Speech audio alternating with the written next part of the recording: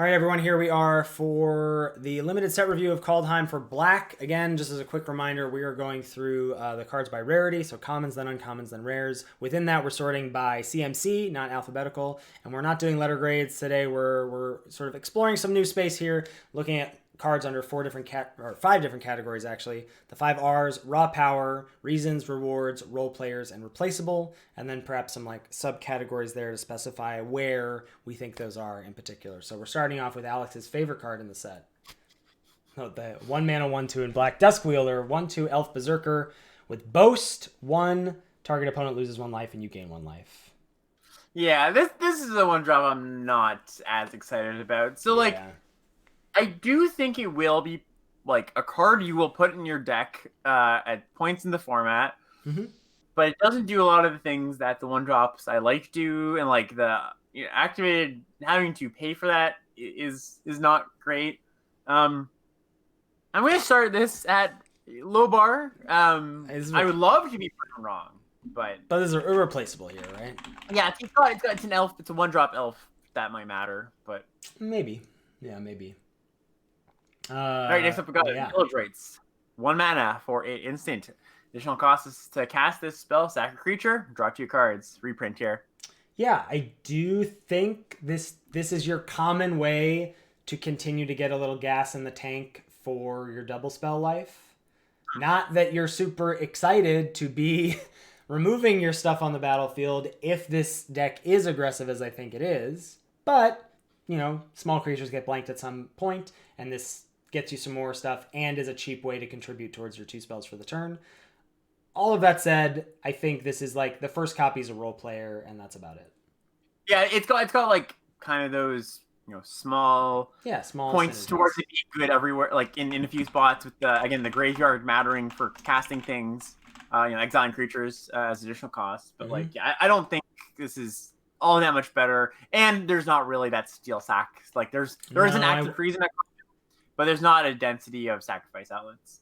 Yeah, there's not that like repeatable stuff that you look for in those style of effects. Kind of nice with and that burglar rat we're gonna get to the elf burglar rat. I think that card feels like a top 10 common in the set right now to me. Honestly, no kappa. I think the card is good. Yeah, I think Village Rites does fall in that category of above replaceable, because I do think a lot of times I'm going to end a draft and go, man, I do wish I had one of these in my deck. I think it's going to do a lot of little stuff. Yep. All right, we got Way Down. Single black for a sorcery. As an additional cost to cast, exile a creature from your graveyard. Target creature gets -3/-3 until end of turn. Yep. This just caps, like, again, touches on all the double spell stuff, the cards in the graveyard kind of stuff. Like, it's weird. A lot of the removal in this set, aside from like the top 3-4 cards, is very much like I will play one of these, and past that it has problems. Not problems, but like you can't load up on them, right? I think this, like, you could play 2 of these if you had this and Village Rites and this are best friends, baby. Right? Yeah. Sort of. Sort of. Yeah. Well, I mean, like, in the sense that, I don't know. I clearly only have eyes for this double spell deck, but like, what's cool about this is that, so it's not a 1-drop in the sense of you can't there's additional setup cost to it, but the fact that you're happy to like have this as an effect in that double spell deck, because it's like, well, I can't really play this until turn 5, but it's so cheap. And it has an impactful effect. Like, it's going to get a good creature a lot of the time, I would say, unlike those other ones we were talking about, where, like, they have problem past the first one, like the blue Vendetta card. This one, you can actually set up, like, you can have a deck where, like, 3 of these is actually really good, right? Yeah. Where, like, that card, the bubble snare style card, that it's hard to offset the downside of that. You could have lifelink and life gain and stuff, but I think this one is easier to offset that problem. Yeah, I think that I'm going role player for the first copy here, because I don't think... I would say reward. I would say reward. Like, I agree with Sam's comment here. Like, it's a reward for being in black, but also for setting yourself up to act to enable this card, I would say. So, right? So you think, hey, you think there's a self-mill deck out there? Maybe as we progress in black, we'll see that could be the case. There's a self-mill deck out there that then way down is a reward for being in that deck. Like there's some self-mill stuff. It's not a ton of it. There's like a few incidental things, but I think like village rights, like there are things that incentivize you to have things just go to the grave. Yeah. Right. Like we've already seen a lot of them. Yeah. Right. So I think there are going to be decks where you're like, oh, this is perfect for this. Right. Yeah. All right. I can definitely see that for sure. Yeah. All right. Obviously, like this card too, Death Knell Berserker, 1 black 2/2. When it dies, if its power is 3 or greater, you create a 2/2 black zombie berserker creature token. Yeah. So like the whole joke here is like your both decks want combat tricks, and this is another thing that's good for your combat tricks. There's one combat trick in particular. There's the black one. It's the supernatural stamina variant. That's so cool. Yeah. Right. You like bring this back 3 power. It gets 2/2. Yada yada yada. And it's right? both elf and berserker. The two types. Yeah, like elf is the more important type, of course. Berserker having very minimal things that care about berserker. This is like I think this is still just like replacement level 2 drop though. Oh, interesting. Like, yeah, I don't think you really want to work to make this card work, or you don't want to work to make this card like, oh look, I did the thing, But like you will play this in decks that have this like core of attacking matters or elves matter or whatever, right? So it's like a good role player. Yeah, so I would say it's a solid role player in my mind because it's like solid role player in like multiple decks. Like some decks are just going to care about having 2-drop elf. Yeah. Right. So. Mm-hmm. All right. There's the card you were just talking about. Yeah. So you got 1 black for an instant until end of turn. Target creature gets +2/+0 in games. When this creature dies, return to the battlefield under its owner's control. Worth noting, not tapped. These usually come back tapped. Yeah, I mean, a lot of times they do that so you can't they go to kill your thing and it's like, oh, I bring it back and now you can't attack through it. But this card just lets you. They kill the thing and you still save it for your blocks, which is nice. So I like this style of card. This usually just does more than you think it's going to do. I haven't gone for like an extensive look at like ETBs, but there's like just a cursory glance in what we've looked at already. There's like a reasonable about I don't think any less or more than you would normally see in a. So I think like this is for the decks that want to trick, for the decks that want to grind a little bit. This is a fine card. Like role player for sure, or replacement for sure, like somewhere in between there. There's gonna be decks where you're like, oh, I really do want this card, and I think worth noting that again, the both decks do actively want the combat tricks. Right. Next up, we have Elder Fang Disciple, baby. We've been talking about this card so much. 1 black for a 1/1 elf cleric. When it enters the battlefield, each opponent discards a card. Glue with a capital G. I almost feel like we don't have to say anything about this card because we've already said so much. Oh, there's that burglar rat card. Yes. So everything you've heard up to this point about this card. So, I think I just like this style of card in general. Just trades, good at the deadweight, not deadweight, whatever it's called, way down card, -3.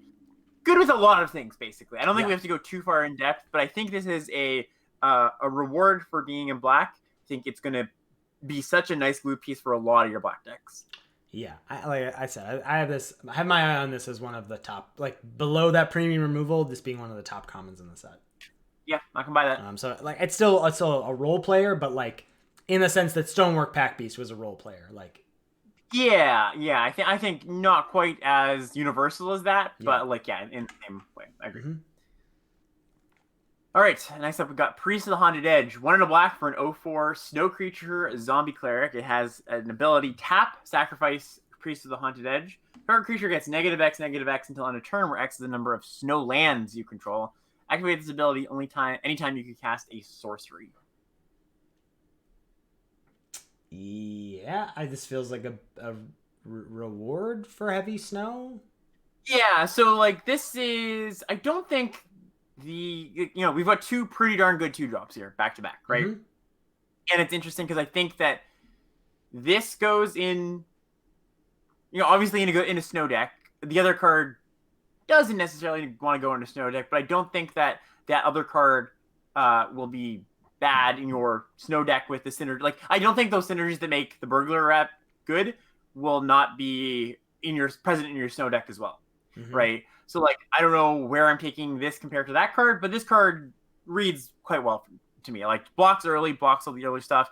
kill something later. Yeah. Right.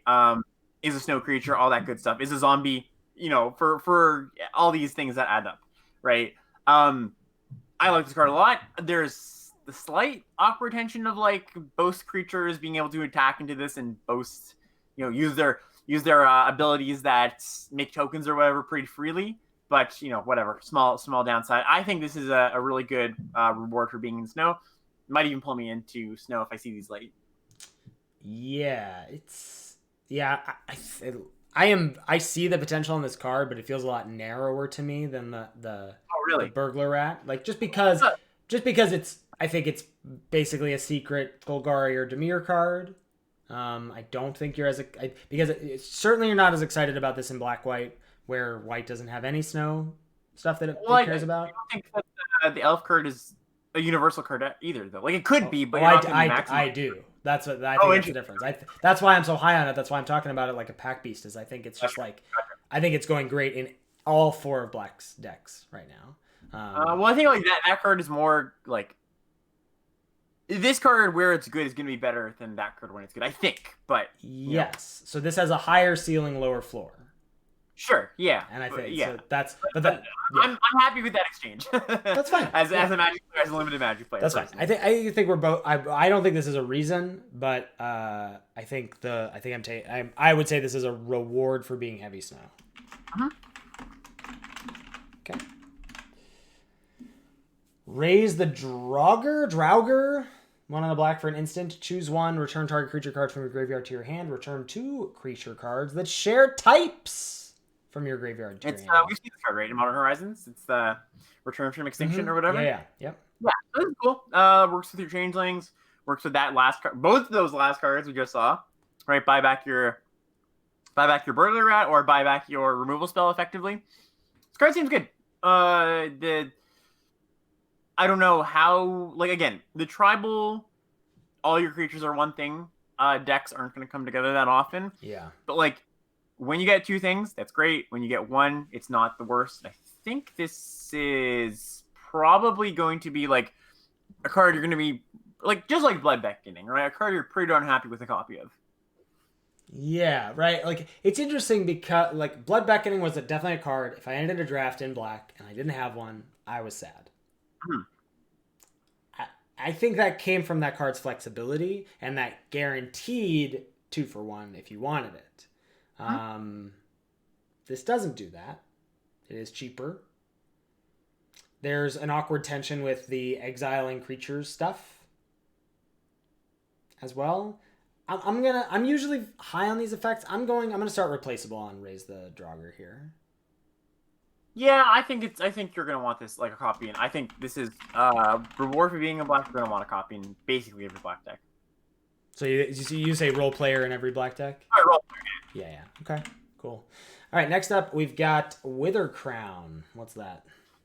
It's 1 in a black for an aura enchant creature. Enchanted creature has base power 0 and has at the beginning of your upkeep you lose 1 life unless you sacrifice this creature. I think I'm out on this card, unfortunately. So I was out too on this card before, and then I was like, okay, if you're in a defensive snow deck, this is not the worst card actually, right? Like it's not a premium option by any means, but like it just stops an attacker for 2 mana, pretty much, right? So I don't think this is like you're not gonna take this card highly. You're gonna get these late. Well, I can imagine you might not get these late early. People might take these and see this as a removal spell, right? But later in the season, I think you're going to get these late if you're the snow deck and you didn't pick up any of these other pieces of interaction. I think this is a reasonable card. Are you going? So then, do you feel like it's a role player in a defensive deck, or do you still think it's replaceable? I think it's still replaceable, but like it's a role player in the sense that if you need this role filled, this is like your last stop on the bus, basically, and you're going to be able to get them. Worth noting that, this is an important card if you are lacking those other pieces of interaction. Yeah. Yeah, it's a bad slime mind. Yeah. That's a good way to put it. Grimdragger is 2 in a black for a 3/2 snow creature zombie berserker, and you can pay 1 and a snow to give it +1/+0 and menace until end of turn. That's nice. Oh yeah, so this is like this is weird. It's like a black reddish card or black white maybe that you happen to pick up some snow lands in, because like you're not really gonna want this in your snow controlling decks. You could want this in your black-green decks, because those are probably going to be more like, gum up the ground, but also kind of attacking. Mm-hmm. And you are incentivized to pick up snow lands there. But yeah, aggressive and snow don't exactly play all that well together. I don't think. No, but 4-2, but the potential for this to be 5-2, 6-2 in the late game is gonna be a 2-for-1. Like it is bigger. It does. I was thinking this is once per turn for some reason. So I don't think this is. I think this is replaceable. Is my guess. Maybe it's a role player in snow decks. But it's still totally serviceable as a 3-mana 3/2 with pretty significant upside. Like a role player, find a role player, right? Yeah. Or replace. I think it's replaceable, but it's not as exactly. It's not a bad card in your snow decks. It's just not going to be like as good as that 2-drop or whatever. I'm obviously excited about Infernal Pet. 2 and a black 2/2. Whenever you cast your second spell each turn, you put a +1/+1 counter on it, and it gains flying until end of turn. Yeah, quite good. Quite good. It's not quite fearless fledgling, but it's good. I think this is a reward for being in the double spell deck. It is this weird tension though, where like when you're aggressive and you want this card, like you want a double spell early, and so like later this is just not getting in all that often. But that's not true, because you can just like be like, all right, well, I need to get the last 5 points in. I'm just gonna save this spell. Yeah. Right. I draw my 2-drop. I wait for another spell and I wait. So that's the play pattern with that deck is gonna be so interesting. Yeah. So. My gut. I don't know why, but my gut says this is gonna be worse than it looks. Again, I'm not exactly because it's too expensive. It's not. I think maybe 2-drop. When the point on the curve it comes down, it's like it just doesn't interact all that well. So like if you can double spell on 4, it's gonna be fine. But if you can't, it's really bad.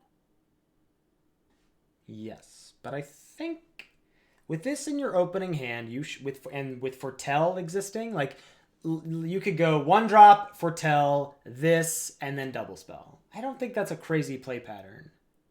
No, I don't either. I'm just saying like it's quite bad when you can't do like.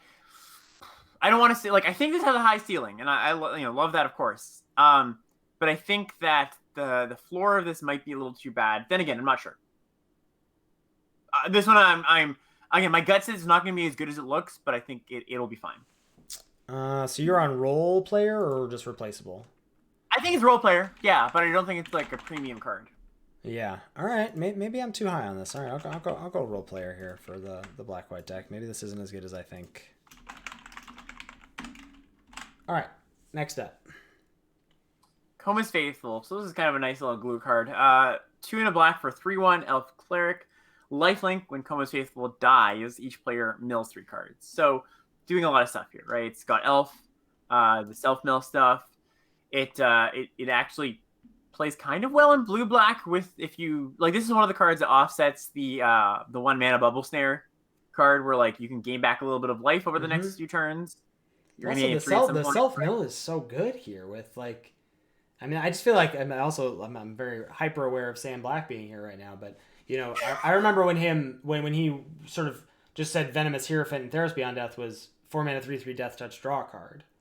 That's very different, though, I would say, but it's reminiscent of that, right? I understand, like escape doesn't exist here, so you're not actually drawing a card, but being able to innate 3-mana 3/1 lifelink is not anything to sneeze at, and then no. That this enabling, the more of these you have, then the more you're like, hey, I can draft those. Now these 4-mana 3/2 flying angels or whatever that are 2-mana 3/2s these are more viable, as is the 1-mana neg 3 spell more viable, So I think this is similar again to the whole making this comparison of cards that are just below rate enough that you wouldn't normally want to play them. Mm-hmm. Like we've seen 3-mana 3/1 lifelink, and that's just not been an exciting card in any format it's been in. Mm-hmm. But enough little stuff to make it like a card that you're like fine playing. Mm-hmm. Right. So yeah, I think this is a fine role player. I think so too. Okay, next up is Dogged Pursuit. 3 and a black enchantment at the beginning of your end step. Each opponent loses 1 life and you gain 1 life. Yeah, so Ill-Gotten Inheritance. This is not the activated ability on Ill-Gotten Inheritance made it much better than this card on base, right? The fact that this doesn't make mana like it did sometimes in Ill-Gotten Inheritance format makes it a lot worse. And here's the thing, that this is maybe looking a bit too deep into this, but the way I was saying this on my stream was, I like to say that every card has a place for a reason, or every card's in the set for a reason for the most part, right? Whether that might not be for the limited set, might be for constructed, might be for whatever reason. And if I'm trying to reverse engineer this, why this card exists, they commissioned this art and they commissioned this story spotlight, and they said, what effect do we want on this card? I don't know. We'll put something like kind of right? Like who cares? Basically, who cares? What is kind of flavorful, right?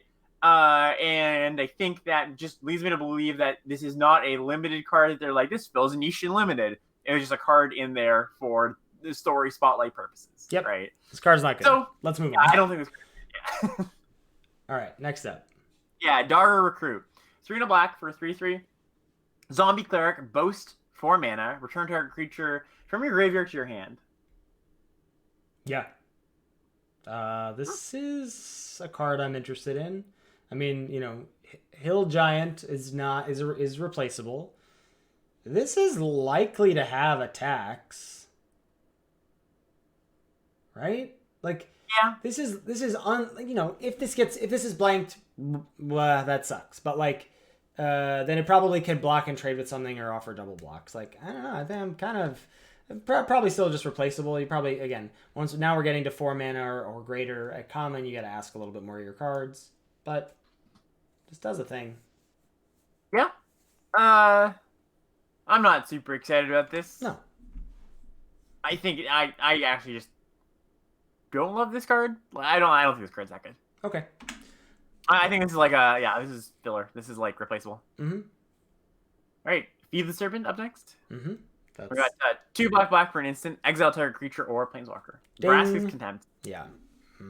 That's a reason. Yeah, this is a good one. Yeah. Snap it off. Exile it. Get rid of that Tibble. Yarl of the Forsaken is 3 and a black for a 3/2 zombie cleric with flash. When it enters the battlefield, destroy target creature or planeswalker an opponent controls that was dealt damage this turn. And it's got Foretell for 1 and a black. So this is like a Deadeye, whatever that card is, from Ikoria, but it's a 3. Yeah, Lurking Deadeye. But it's much cheaper.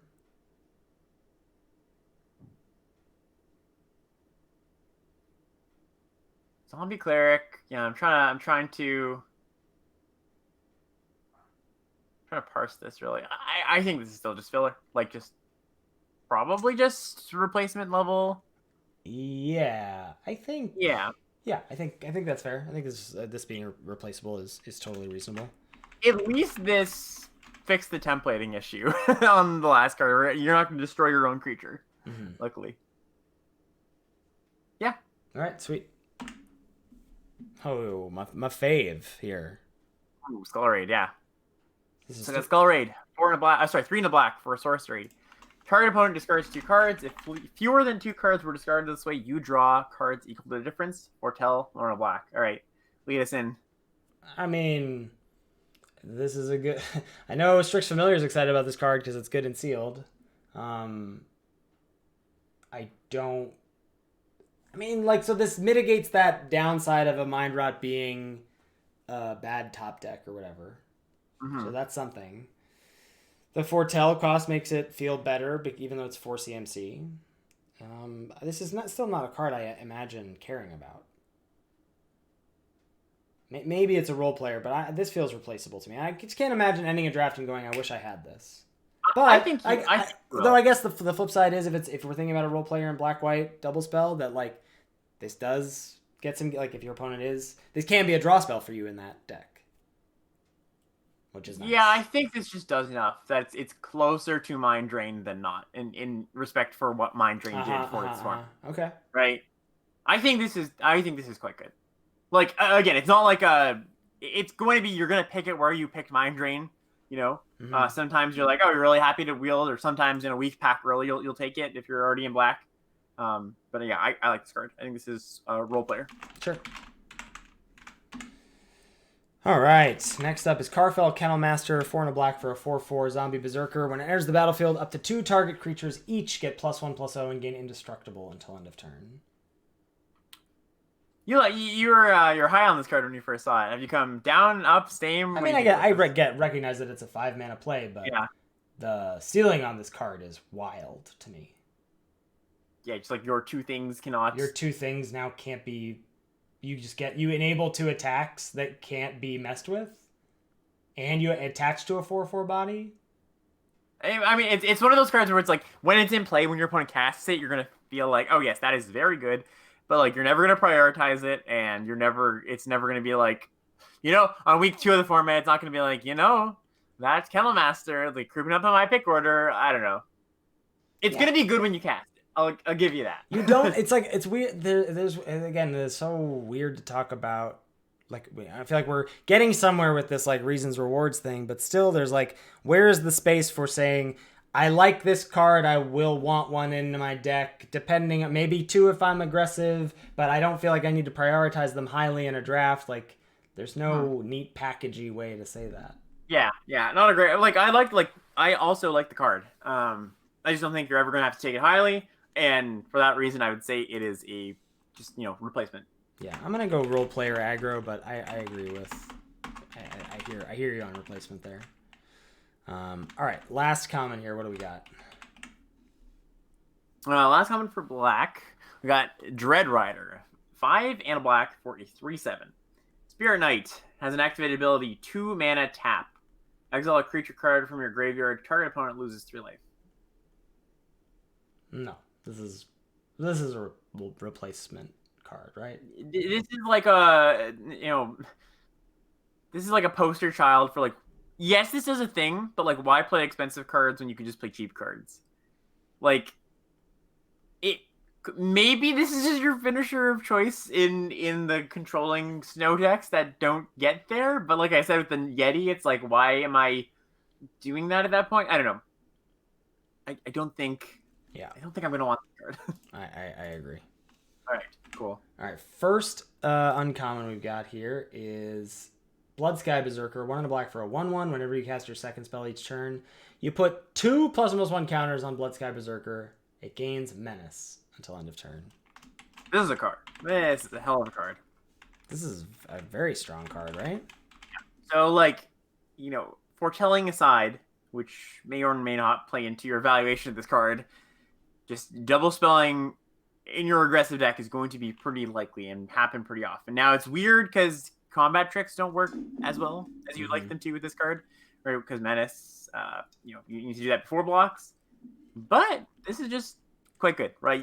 I don't think it's crazy to be building your, aggressive white black deck with those 1-drops or whatever, and just double spelling on turn 2 or on turn 3, right? Yeah, this feels like a reason. Not specifically for black white. I think that's probably where it's going to be best. But like, this is just good in aggro. Like, it's just an aggressive card. Yeah. All right. Another auto equip or kicker equipment. What do we got? Got Drauggr's Helm. This is 1 and a black for an equipment. Equip 4. When Drauggr's Helm enters the battlefield, you may pay 2 and a black. If you do, create a 2/2 black zombie berserker creature token. Then attach the helm to it, and the equipped creature gets +2/+2 and has menace. So it's a 5 mana 4/4 menace with the ability to move that around for 4 mana. That is such a steep equip cost. Steep equip cost, but like the ability is substantial. Yeah, +2/+2 and menace is nothing to sneeze at. It's like 4/4. You're almost never. Actually, I'd say you're basically you're never not kicking this. There's very few situations. Yeah, right. Like, right. Yeah, unless you're going to win the game, right? If you have like a flyer, 6 mana, equip it to a flyer, they have 1 flying blocker or whatever. Again, like devaluing because it's not red-white.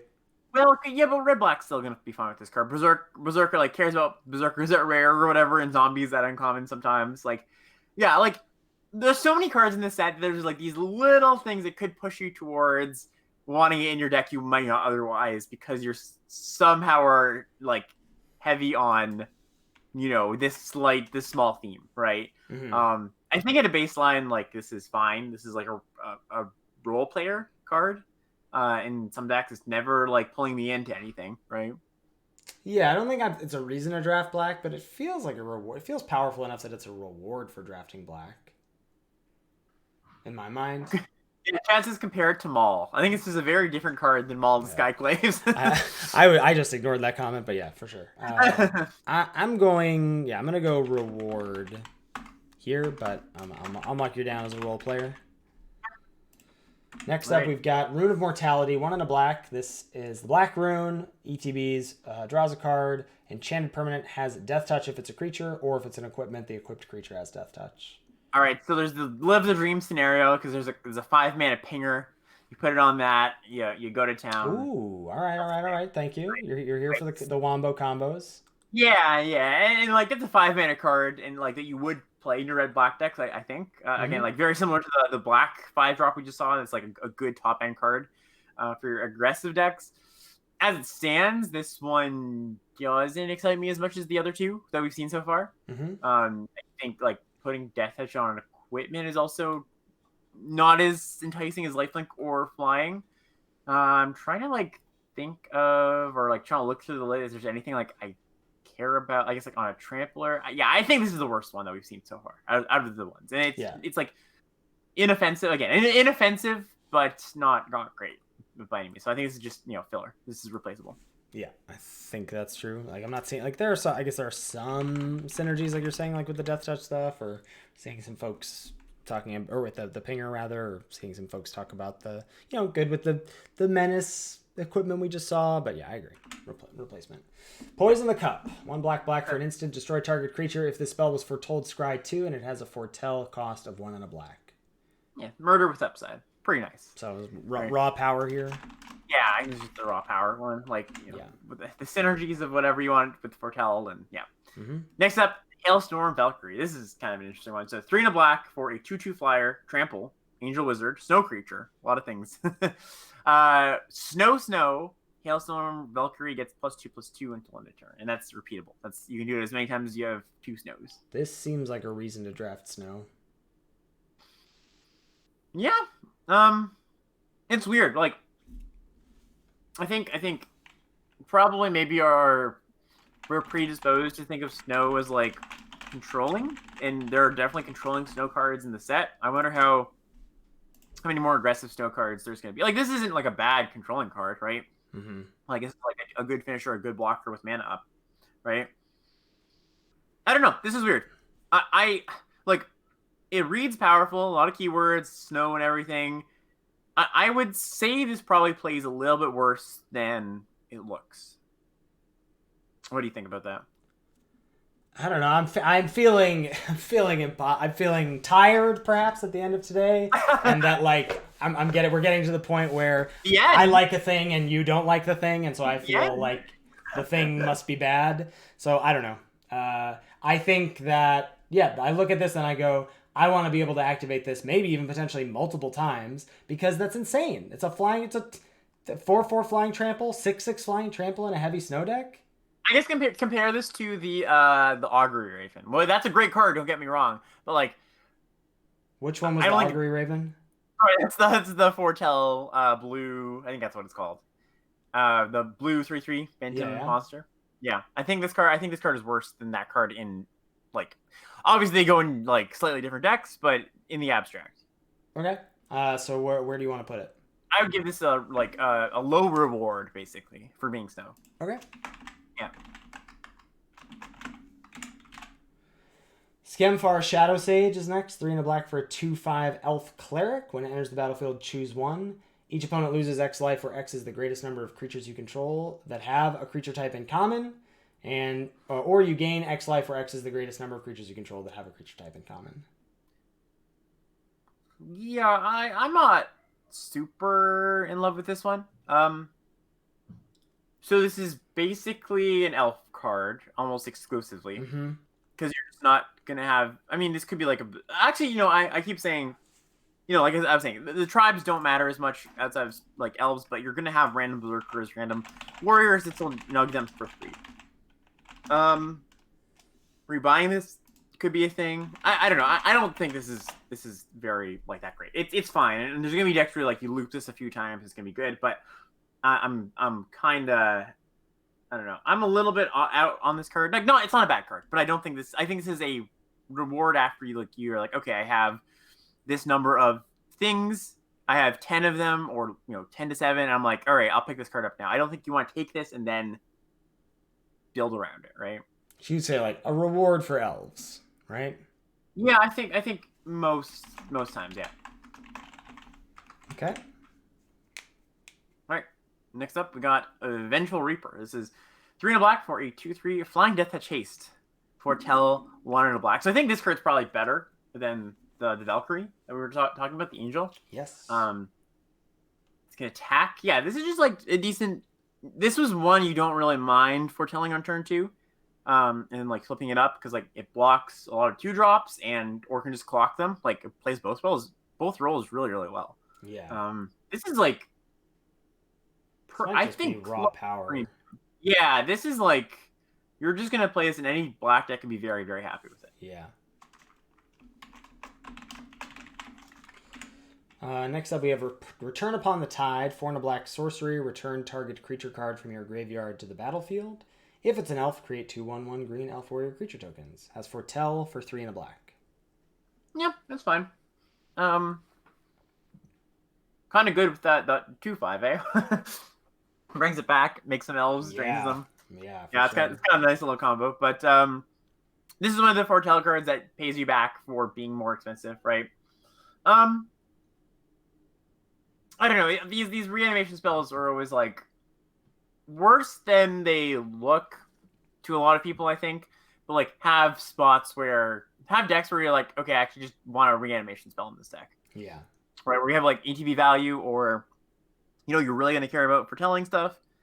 I'm gonna think this is just a role player, but I can see it coming up on it. Yeah, I guess maybe role player and elves. I really want that bonus. Yeah, you do really want that bonus for sure. Like I don't just want it on its own. All right, last uncommon here is Turgrid's Shadow, 3 black for an instant. Each player sacks 2 creatures. Foretell 2 black. Wow. So we haven't seen these like Barter and Bloods. Yeah, we haven't seen this in a long time. Yeah. So I guess the idea is you foretell this early, foretell another thing, and then like they're playing out their creatures, you're foretelling things, and you get to flip this up. And this card's just very good. I think right? so. This card's quite good. But Barter and Blood. I missed that this is an instant. Yeah. Yeah, this is an instant too. Barter and Blood like was in a set with Undying, and I mean the time before that it was in I don't remember, but like there's ways to get around that each player sacrifices 2 creatures, right? And we also saw it as a delve card, right? As in right, but that was you sacrifice 2, right? What do you mean? This is each player. That was the dead drop was you sacrifice 2 creatures, or like the opponent like targeted, right? Oh yeah, yeah. Gotcha. Yeah, this card's very. It's very good. powerful. This just feels like raw power to me.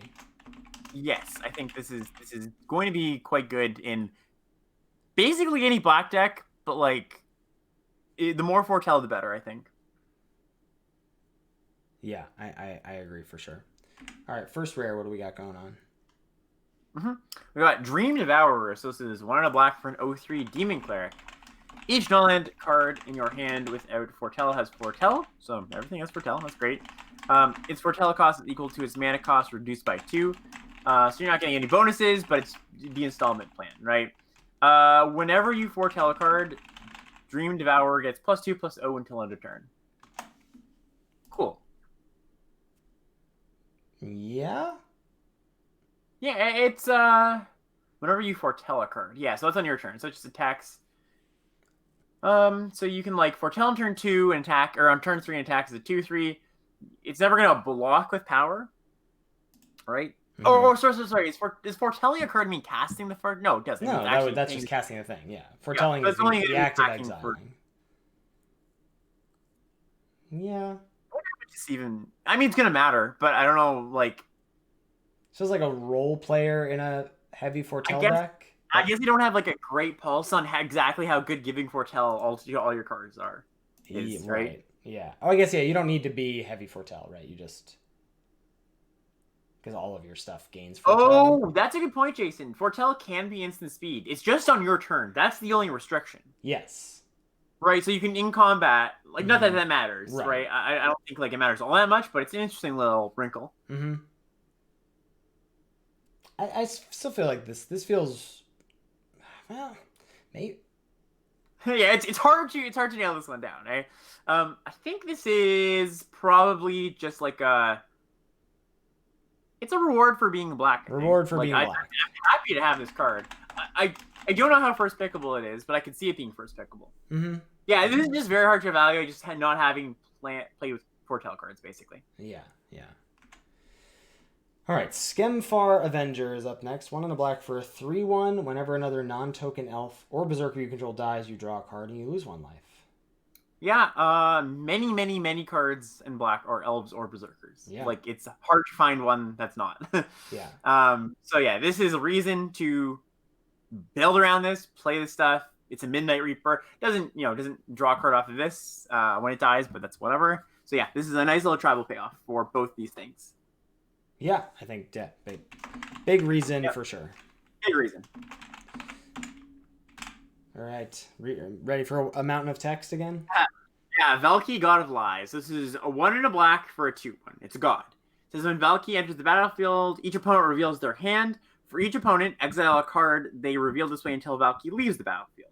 All right, so it's like a mesmeric fiend for creatures, basically. Mm-hmm. X, choose a creature card exiled with Valky with converted mana cost X. Valky becomes a copy of that card. So, you can transform into that creature, basically. Mm-hmm. Flip side is Planeswalker. It's a Tibble. It's a 7 mana Planeswalker. 5 red-black for a 5 loyalty Planeswalker. You get an emblem with, you may play cards exiled with Tibalt as though, you may play cards exiled with Tibalt, and you may spend mana as though it were mana of any color to cast those spells. +1, exile the top card of target player's library, or each player, sorry. -, exile a creature or an artifact. -8, exile all cards from all graveyards. Add red. This is just great. You should just take this every time. Yada, yada, yada. I don't think there's too much to talk about. This is just raw power on both sides, basically. Agreed. Right? Speaking of raw power, Egon, God of Death. 2 and a black for a 6/6 Death Touch. Legendary creature god. At the beginning of your upkeep, exile 2 cards from your graveyard. If you can't, you sack it and draw a card. And then the flip side, Throne to Death, single black at the beginning of your upkeep, mill a card.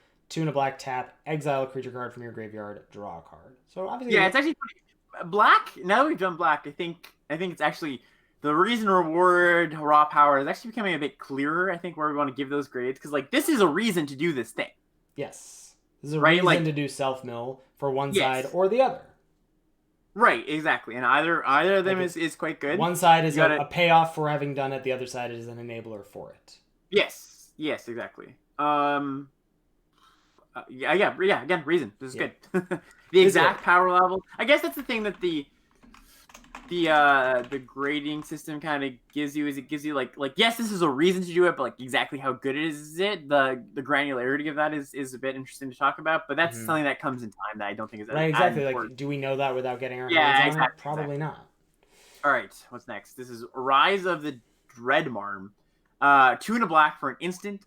Create X 2/2 black zombie berserker tokens, where X is the number of non-token creatures that die this turn. It has foretell for a single black mana. So, I think most often it's going to be like combat happens, you make 2 zombies.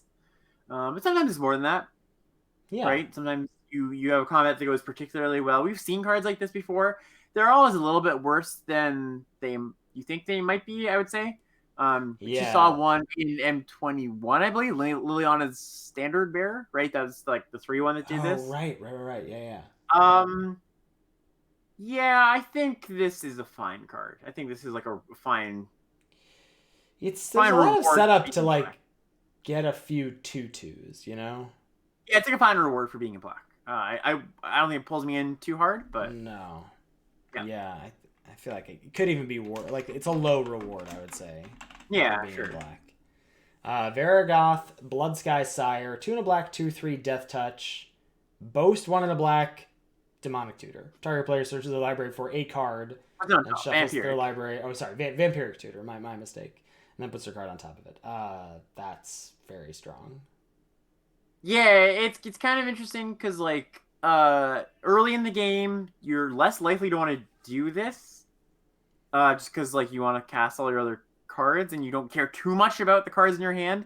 But like, so the nice thing is it just is a good attacker early or a good blocker, and then later in the game you attack.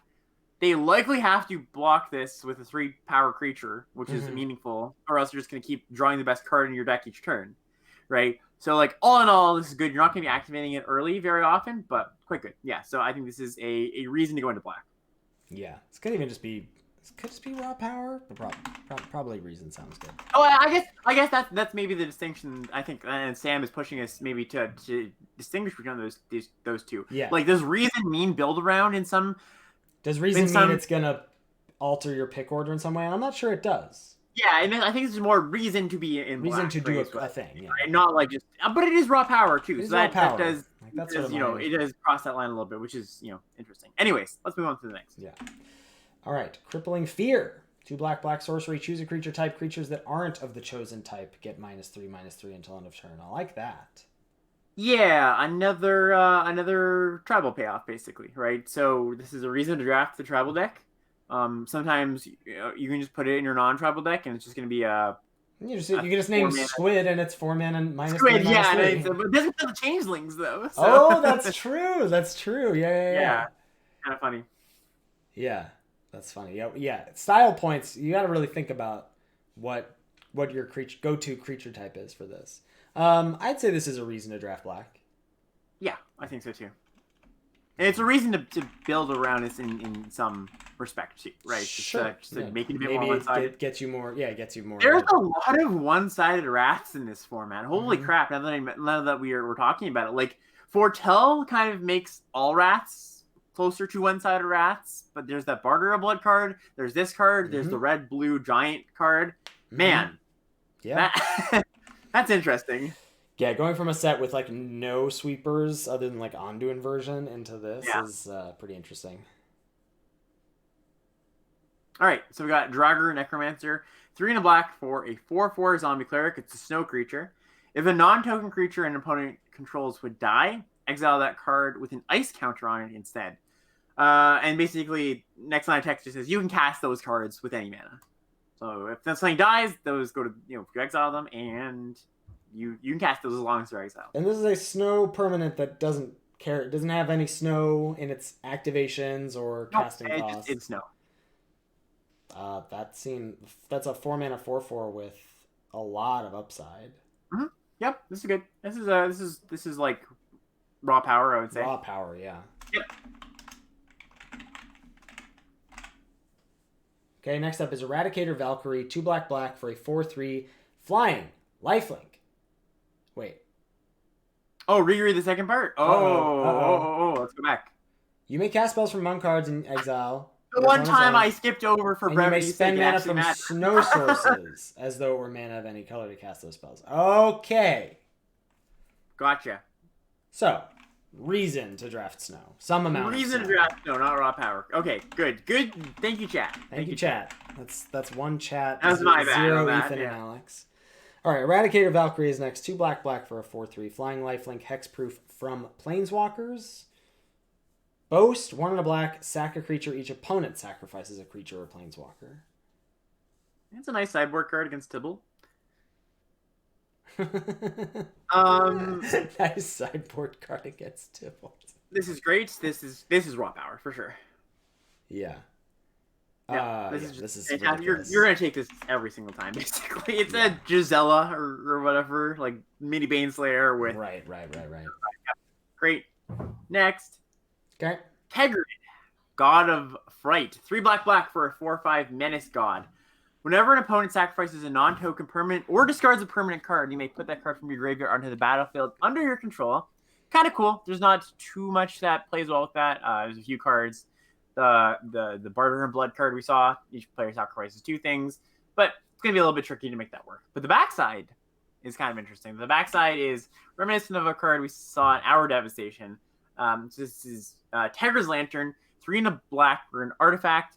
Tap, target player loses 3 life unless they discard a card or sacrifice a non-land permanent, and you can pay 4 mana, 3 and a black to untap the lantern. Holy cow! This is this is the Punisher stuff from HOU.